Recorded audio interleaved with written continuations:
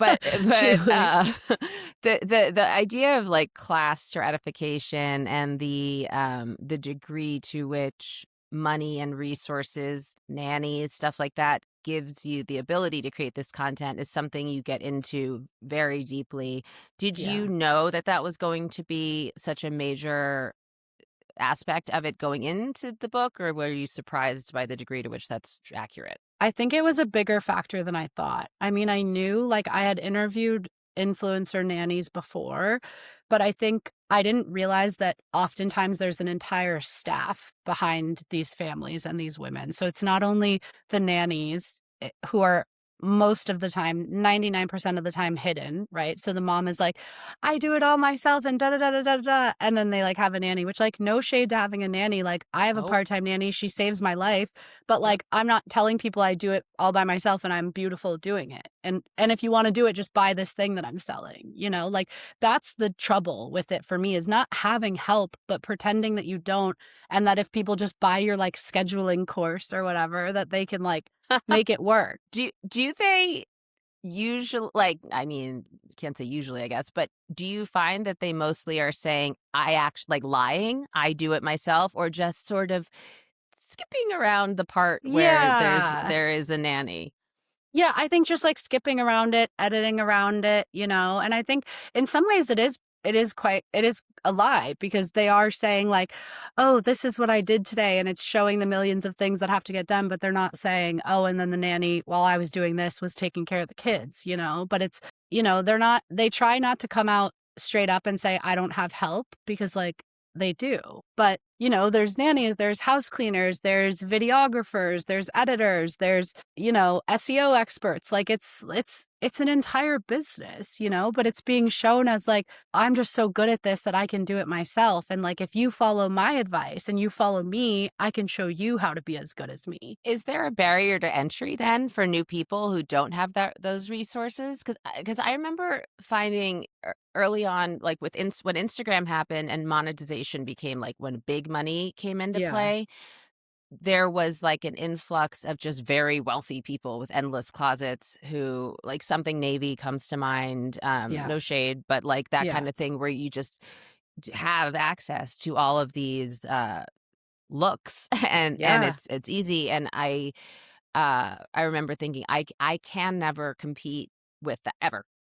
So No. do you think that that's something that people know when they're trying to be a young influencer? Do they understand that? I don't think so because I think even now, like there are people who don't realize that like Ballerina Farm, like her husband is the heir to the JetBlue fortune.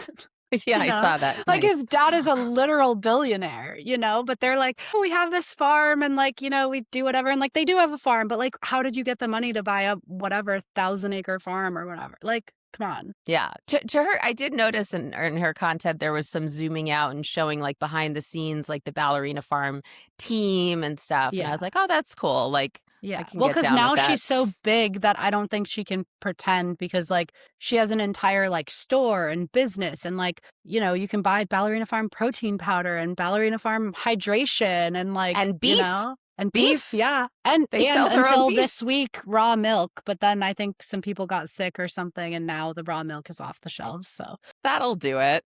yeah.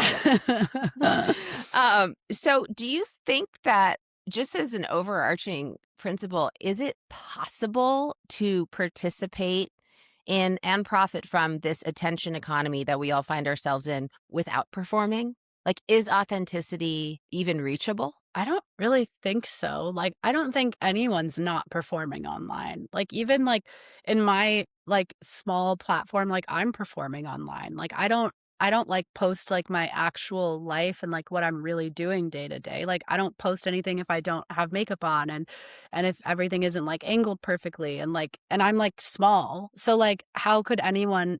No, there's just no way. And even like the people who kind of like make their platform that they are so real and so messy and whatever, like it's still curated. Like it's not it just can't be. I completely agree because I actually, gosh, I really read your book closely. Like you described Thank this one you. moment where Yeah. someone was saying how she posts the messy parts too, but meanwhile she's scrolling through 20 pictures, 20 like Yeah. iterations of the same image to choose the best one, which is Yeah. we all do that. Yeah. That's just how it is. Yeah. No, I mean, we're all performing. It's all like, it's not real. None of it is real. um So when you talk about the justifications, what are some of the justifications that people tend to use besides, I mean, yeah, my kids enjoy it. I Yeah. mean, I was really interested in the idea of look at what I'm giving my kids. Yeah. And maybe they'll hate me when they're older, but they also got access to like living in a house. But at the same time, I believe that same influencer was also like, also this blog post will pay for my boob job or something. So Yeah. it's like, Yeah. Yeah. six of one, half a dozen. Yeah. No, totally. I mean, I think there is this idea of like, but look at what I'm giving them. I'm paying for their college. I'm buying them cars. They can do anything that they want. Financially, we're not held back. And like, that is a consideration. Like, this is something that I think about is like, if I were in a less financially stable situation or if I were less privileged, like, I would be much more tempted to like post mom content or like become a mom influencer because like, how could you not be tempted by that, right? And so I Yeah. do think it's like it's reasonable for people to like look around and see what their potential earning is and then think about what their potential earning would be and to like make that choice. And like, yeah, maybe your kids will hate you for it and maybe they won't because like there were also kids in my book who were like, I love YouTube and I grew up on YouTube and I want to be a family vlogger when I get older. Like it's not, and this is what I'm talking about when it comes to nuances. It's not just every kid hates their parents for it. Like most Yeah. kids want to be influencers and want to be YouTubers. So 85% or something yeah, which is just over like so my dead depressing. body. I I know, like same. I used to think my worst nightmare was for my kids to be musicians or actors. I was an Yeah, actress. My ex-husband was a musician. I'm like, hell's to the no. And now I'm like, yeah, if you ever say you I want to be know. an influencer, I know, but how could they not? Like, they look why around not? and, like, everything is so financially precarious, and, like, it seems like the only people who are really, like, living really well other than, like, CEOs and, like, athletes is influencers, And, like, anyone can become an influencer. So, like, I don't blame these kids for, like, aspiring to that, but it is troubling. I find it interesting that some of the second generation of influencers, like the kids who are now grown up, some of them are choosing to not put their kids online, even though they are influencers themselves. I know that is really fascinating to me. Specifically, I think of Brooklyn and Bailey McKnight, who are twins, who are 25, and they grew up on YouTube and they're huge. They have millions of followers and subscribers. And they're identical twins, so I always forget which is which, but I think Brooklyn, one of them had a son. Bailey got married first. Brooklyn had kids first, I Okay, there believe. you go. There you go. Okay, yes. It's the both B's and they're identical. It's But too much. It's too Brooklyn much. had her first child and she like posted a birth vlog. She like did all these things. She posted photos immediately, but she's never shown his face. She always covers his face with an emoji. And I think it's really fascinating because she obviously well, I guess from my perspective, she doesn't hate being an influencer because she's continued it in her adulthood and she's doing really well and she posts every day or whatever. But also, she's making a different choice for her son than her parents made for her, which I find really, really fascinating. Yeah, and then also, of course, from the exact same people who are like, I can't believe you put your kids online, they create these whole narratives of like scandals that this child, they must be Yeah. abusing their child, or Yeah. the child must have some kind of problem, Yeah. and so taking them away is from the internet is almost like proving why they shouldn't have been on there in the first place, which is that there's all these strangers talking about them. Yeah. I know. It's so overwhelming. It is like some of the things that I was reading that people say about. I mean, I relate. People like they really go after. If you don't show your kid, it's because you're a bad mom. It's Yes. because, oh God, the blowback to being a working mother who travels. So first it's Yeah. get a job, Yeah. and you have nannies and you sit around eating bonbons all day. And then if Yeah. you're like, here I am on a set, they're like, who's watching your child? Yeah, but they would never But ask the who? But husband who? that. No, Yeah. no. That Yeah. that might make me angrier than like anything. Just Yeah. really No, mad. it's Nobody incredibly ever asked my frustrating. husband and my ex-husband. No, no, no, never. Not once. It is astounding how far we've come. I wonder, like, with the especially the rise of the types of momfluencers that you talk about and like the trad wife stuff, if Yeah. we're going in a backwards direction with regards to that. I think so. I think it's just like the way that like culture is a pendulum, you know, and we swung all the way to like the girl boss and now we're swinging to like the trad wife, you know? And it's like I think it's just like natural, but it's also just like the rise of conservatism in American culture in general. So it doesn't surprise me, but it is very like I'm writing a story right now about sleep training, and part of like the backlash to sleep training is that why would you need to sleep train your kids? Because if you're staying home with them, you can just like rest then. Like only moms who work, who shouldn't be working, have to sleep train their kids, is kind of the idea. Huh? I know. And it's also like, even if a mom stays home, she might want her kid to sleep. Like, I wanted them to sleep all the time. All the I time. know. And I like know. if anyone else is watching my child, I'm like, don't let them sleep. No, literally. Yeah, because they have to sleep for me. They have to sleep when I'm around. Yeah. Yeah. No, please play with them. Keep them engaged. Yeah. Yeah. So do you ascribe the rise of this kind of trad wife thing to the like the political tenor in the I think it's air partly right that, and now? I think it's also that, like, the promise of the girl boss, like, wasn't true, you know? Like, No. we were, like, told, like, if you go and, like, hustle at work, like, you're gonna get as far as men get. Like, no, you're not, and you won't. And you're gonna be able to do both. You're gonna be able to be a mom, and you're gonna be able to work at the same time, and, like, you can do it, but you're not gonna feel like you're doing both to the extent of your abilities, you know? Like, I always feel like if I'm doing really well at work, I'm like, "Oh shit, I feel like a bad mom."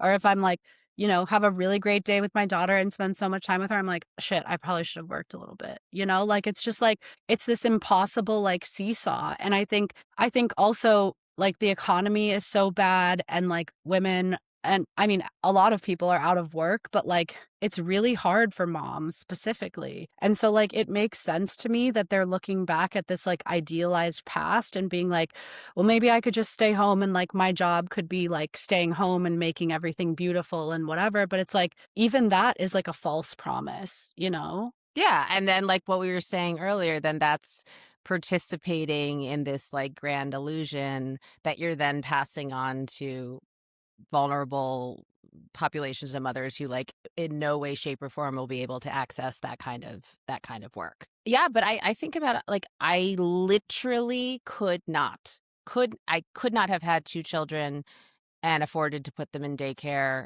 Like there was no, I don't know how I would have raised children without Yeah, having this. So I'm like deeply empathetic to it, but it same. just seems to have gone so far overboard in terms of the focus on the kids as opposed to the maternal experience. Yeah. Seems to me to be like what you're getting at. Yeah, and just the extent of like the vulnerability that's shown, like the kids crying or like being in pain or like, you know, being devastated about their father leaving or like saying goodbye to their grandmother's casket at their funeral, which are all real examples, by the way, that I've seen. Oftentimes, I feel incredibly sympathetic. Most of the time, I feel incredibly sympathetic towards these creators. And then sometimes I see things where I'm like, I cannot understand that. I cannot understand that as a person, as a mother specifically. Like the last thing, my daughter's been sick right now and the last few days, and she has this like rash from this allergy and whatever. Like she's not herself. She's not feeling good. And like the idea of like taking photos and videos of her like being in pain and like fighting taking her medicine and like these terrible splotches that like break my heart on her body and like putting that online, like I find that to be genuinely insane. Yeah, it's insane. And where does it start verging on neglectful or even abusive? Like the family you describe with the child clearly has to go to the hospital. The father's filming. He's like, call 911 and she can't find her. How about you call 911 with the phone you're You're using literally to film? You're filming. literally filming. Call I 911. will send you that video after Please we do. get off. It is still pinned to her page, by the way. it is still pinned. She has 2 pinned posts, and that is one of them. The child genuinely looks like they are not going to live. Like, they look deathly ill. And, like, the dad is just filming, and the kids' siblings are, like, crying in the background because their brother looks so sick. And, like, she's yelling to, like, call 911, but he's, like, just filming. And then they not only filmed this instead of, like, calling 911, but they uploaded it. And they not only uploaded it, but they pinned it to her profile. I don't know. Why? Or because of attention, because it does get views. But to me, that feels like borderline neglect, isn't it? I mean, Is I isn't guess it? it's like, Isn't there, like, yeah. aren't people getting, like, real actual consequences for this kind of stuff? Or I mean, I haven't seen really, like, any consequences in this way. Like, it has to be much more, like, Ruby clear, like Frankie the or Ruby Frankie, yeah, where she was, like, actually charged with child abuse and her kids were, like, malnourished and, like, covered in, lacerations and stuff. But, like, I mean, it's at the very least, like, a very strange decision to make. Like, I just yeah. if my husband were filming when my daughter was in pain, I would punch him in the face. In the face, in And the I've phone. never done that, And then but I would take do this it. phone. Yeah. Absolutely. Like, what are you doing? What are you doing? You know, one story that I wanted to ask your take on, the Mika and, I forget the husband's name, Stouffer James, yeah. story with that is one of the saddest. It is so that's where they adopted a son with special needs from China named Huxley, and then essentially realized they could not Yeah. manage him. Yeah. And then I guess if you could tell me what the blowback was, I don't quite recall. Yeah, so he just kind of slowly was disappearing from their content, and, like, they weren't posting him, and people were like, "Where's Huxley? Where's Huxley?" Like, people made entire, like, Instagram accounts dedicated to, like, trying to, like, sleuth where he had gone. And eventually the parents came online and said, like, Huxley had issues that we weren't capable of dealing with, and developmentally and disability wise, and he has gone to live with another family who is more equipped to handle his special needs. And I think, like, that is obviously, like, a deeply heartbreaking decision to have to make. I think what that story speaks to is the parasocial relationship that these parents fostered between this child and the fans, because I mean, they took fans on the whole journey. Like, they took them through vlogs, like, through the experience of applying for adoption, of home visits, of going to China to pick the boy up, of there was this one point where you could, buy like, buy something that would translate to a puzzle piece that when the puzzle was put together, it would show his face, and that was, like, his face reveal. So it's like, you got people so connected to this child. And then there was also the blowback of, like, okay, so you're not parenting him anymore, but you still have content about him online that's getting you money. So you're still profiting off of him. Wonder how different it would be, or whether it would be different if the content that she had been writing about was her experience of adopting a child with special needs, and the difficulties, and then going through the pain of realizing I'm not capable of doing this. But like to your point, the people who consume these channels, they feel this, like, intense emotional connection to this child who is now going away. Yeah. So to them, it plays into, like, well, what would I do? And you don't know everything, of course. No, it's, like, difficult because I think a lot of people judge her for that decision, but I think, like, I can't imagine being in that position, and I can't imagine that, like, maybe it was better for him to be with a family who was, like, specifically trained to handle, like, this kind of disability. But I think, like, this is the thing, is, like, when you invite people into your life, like, you never know what that relationship will become and how intense it will become. And I think we saw this also with Emily Kaiser, which I write about in the book. She is a huge influencer. She has millions of followers, and her 3-year-old son, Trig, drowned and died last summer. I know. And it was a total frenzy online because at first his name wasn't released, but on Arizona local news, like, the outside of her house was shown, and people online were like, that's Emily's house. Like, that's Emily's house, and Emily's not posting, and she posts every day, and why isn't she posting? And her friends aren't posting. It has to be Trig. And so, like, for days, there was this, like, sleuthing, trying to figure out if it really was this child, and then it turned out that it was, and he died a few days later, and when that was announced, like, people were, like, posting Instagram videos of themselves, like, sobbing and, like, montages of, like, videos and pictures of him taken from Emily's account, and, like, I even found an account that was, like, pretending to be Emily, posting about her son who had died, and, like, the level of, like, parasociality was, like, literally so insane, and, like, Emily herself, when she came back to social media, she said, like, "This made me realize, like, how intense this is," and now she doesn't show her younger son online. She still, like, posts all the time, but she doesn't show him, and she doesn't really talk about him. But I think it just goes to show that, like, when these parasocial bonds get that strong, like, you never know where it'll end up, you know? Yeah. And then I mean, I know we keep saying this, but then there's also so much pressure on mothers to perform how good of a mother they are, and if the less they show their child, the more it's like, "Well, why aren't you showing them? Is there anything wrong? And you don't care about them, and you don't spend time with them." So it seems just like an impossibly difficult position. Are there any did you find in your research any influencers in this space that seem genuinely at peace? Hmm, good question.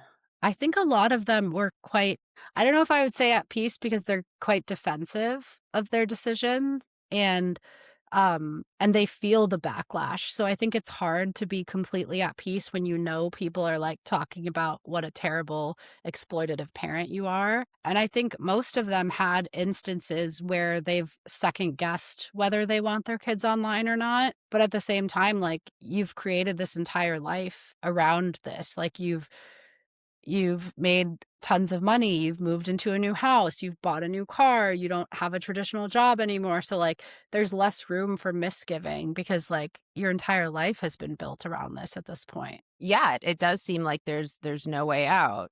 And that is what, to the point of the project that I'm doing is like, what do this early iteration of bloggers, what do they do? What do you Yeah, do? Where do you I don't go? know. And how do you market this, like, bizarre constellation of, like, skills, Yeah, legitimate skills and like totally. skills, but it's not. It's their No, but legitimate they skills, are. but Yeah. when your career is based on the sale of yourself and you no longer want to or can sell that self, where does Yeah, that leave you? I don't know. Yeah. It's a tricky one. It's really tricky. What did you learn for yourself from, having written this book in terms of what did you take from it in terms of both how relate to people online and how you yourself show up? I think parts of it really felt dark in a way that was, like, hard to fathom, like the videos of sick kids, the videos of crying kids, the videos of kids having, puberty talks and sex talks and whatever. Like, a lot of the stuff I was watching and I was just like, I shouldn't be watching this. Like, no one should be watching this. And, like, in my book, several parents admit to me that the content that does best is when their kids are in pain or hurt or sad. And, like, I always had that instinct, but I didn't know that they knew that so clearly. And then it's like, if you know that and you're still posting it, like, it's like you're basically profiting off your kids' like vulnerability. And that's really difficult for me to understand as a mother. And I don't know, it's just so difficult. Like, I'm really of two minds because I do have, in many cases, a lot of sympathy. And I understand that, like, especially moms, especially young moms, have so few options in this country. But also, I don't know. Like, I can't imagine not putting, like, the protection of my child first, but I think that they don't see it that way, Like, they see it as, Well, like, no, it's Maslow's hierarchy. They have to yeah, provide shelter, food, boob jobs. yeah, Again, no yeah, shade, got one myself. yeah, But but yeah, eh, but I can see how that's a very powerful driving force. But then once you have those things, in theory, you would start paying attention to the next step of needs, which is, guarding your children from the terrors of digital performance. Um, So where can people like when does your book come out again? April Soon. 7th, very soon. April 7th. Okay, so I'll make sure this comes out closer to that. Yeah. Where else can people find your work? Yeah, I mean, everywhere. I'm on Instagram, TikTok, X, Threads, whatever, at Hi Fortessa, HIFORTESA. And I, unfortunately, like these influencers, I'm posting all the time. So I you love can I catch love up your with me there. Instagram. That's how I found Thank you. you. I was like, "Ah, Yeah. I love her." Well, Yeah. thank you so much. This is like, this is truly fascinating, and I think a really important conversation to be having at this precise moment in time. So I'm glad Yeah. it's exciting to see someone approaching it in such a empathetic and measured way that really Thank tries to you. get to the root of the problem without, creating black and white stereotypes, I guess. Yeah, totally. Well, thank you so much. It's been such a pleasure. Such a pleasure, and I hope we get to talk again soon. Me too. All right, I'll stop recording.